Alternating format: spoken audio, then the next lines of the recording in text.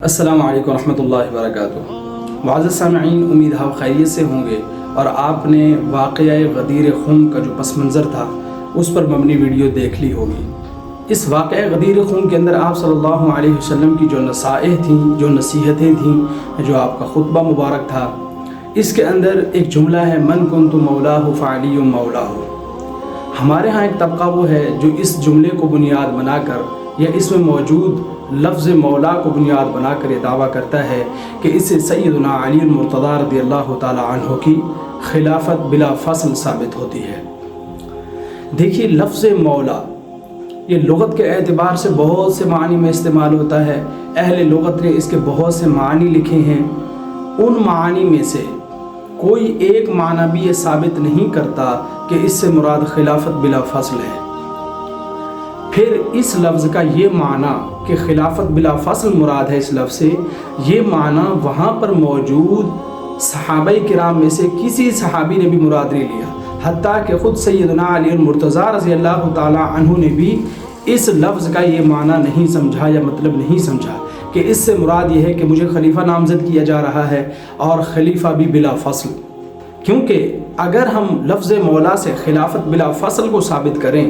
تو پھر یہی لفظ بہت سی روایات میں صحیح سند کے ساتھ رسول اللہ صلی اللہ علیہ وسلم نے سیدنا زید بن حارثہ کے لیے بھی استعمال فرمایا ہے۔ چنانچہ روایت میں کہیں پر انت مولایا، کہیں پر انت مولانا کے الفاظ ہیں، تو پھر انہیں بھی خلیفہ بلا فصل تسلیم کرنا چاہیے، کیونکہ ان کو بھی حضور صلی اللہ علیہ وسلم نے مولا کہا ہے، جبکہ سیدنا زید بن حارثہ کو اس لفظ کی بنیاد پر کوئی بھی خلیفہ نہیں کہتا۔ خلیفہ بلا فصل تو دور کی بات ہے، کوئی بھی خلیفہ نہیں کہتا، کیونکہ اس لفظ کا یہ معنی ہی نہیں ہے۔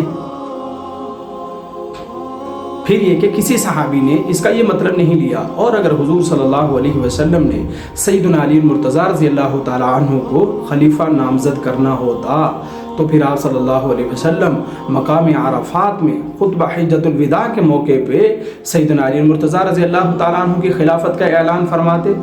کہ وہاں پر 1,24,000 کے قریب صحابہ کرام ہیں، تو سب کے سامنے یہ بات کھل کے آ جاتی۔ پھر یہ کہ خود اہل بیت، خود سیدنا علی المرتضیٰ رضی اللہ تعالیٰ عنہ، خود حسن و حسین رضی اللہ تعالیٰ عنہما سیدنا ابوبکر صدیق کی خلافت کو تسلیم کر رہے ہیں، ان کی امامت کو تسلیم کر رہے ہیں، حضرت عمر فاروق کی خلافت و امامت کو تسلیم کر رہے ہیں، ان کے ہاتھ پہ بیعت کر رہے ہیں، سیدنا عثمان غنی رضی اللہ تعالی عنہ کو خلیفہ تسلیم کر رہے ہیں اور ان کی امامت کو تسلیم کر رہے ہیں۔ یعنی خود تمام اہل بیت بغیر کسی اختلاف کے حضرت ابوبکر صدیق کی امامت و خلافت بلا فصل کے قائل ہیں،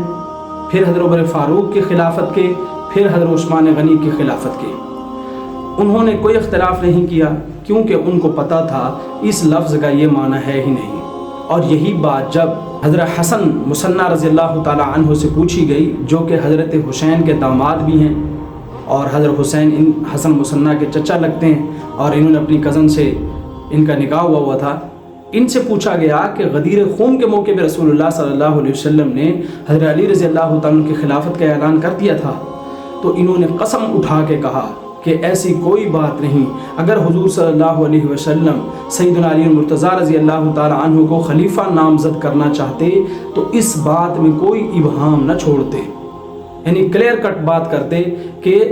علی کو میں خلیفہ بنا رہا ہوں،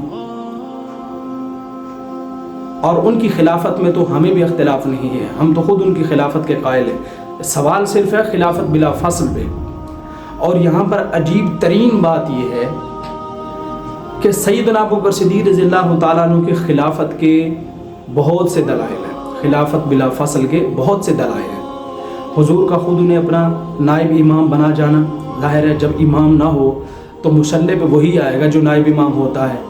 تو امامت کس کو دی جا رہی ہے؟ خود حضور صلی اللہ علیہ وسلم اپنے ہوتے ہوئے دے رہے ہیں، اپنا مصلی جن کو تھما رہے ہیں وہ سیدنا ابوبکر صدیق رضی اللہ تعالیٰ عنہ ہیں۔ پھر تمام صحابہ کرام نے بیعت کی سیدنا ابوبکر صدیق رضی اللہ تعالیٰ عنہ کی۔ اسی طرح اور دلائل ہیں، خود صحابہ کرام رضی اللہ تعالیٰ عنہ کہتے ہیں کہ तमाम सहाबाए किराम में सबसे अफजल व बरतर अबू बकर सिद्दीक़ रज़ी अल्लाह ताला अन्हु को समझा जाता था। बहुत से दलाइल हैं सैयदना अबू बकर सिद्दीक़ रज़ी अल्लाह ताला अन्हु की इमामत व खिलाफत के। देखिए, जहाँ दलाइल से बात साबित हो रही है और जहाँ दलाइल मौजूद हैं बिला फसल खिलाफत के, वो मानते नहीं,